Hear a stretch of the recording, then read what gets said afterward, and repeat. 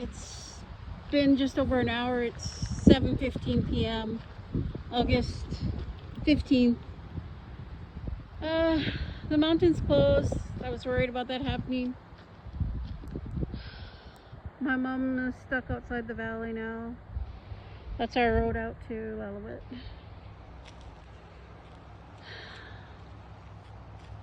I'm just going over to my parents' house. It's so smoky in here. Oh,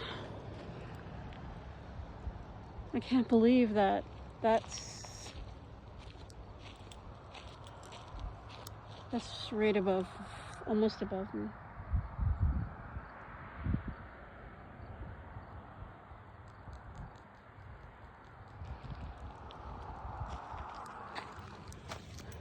That's where I live, right over there.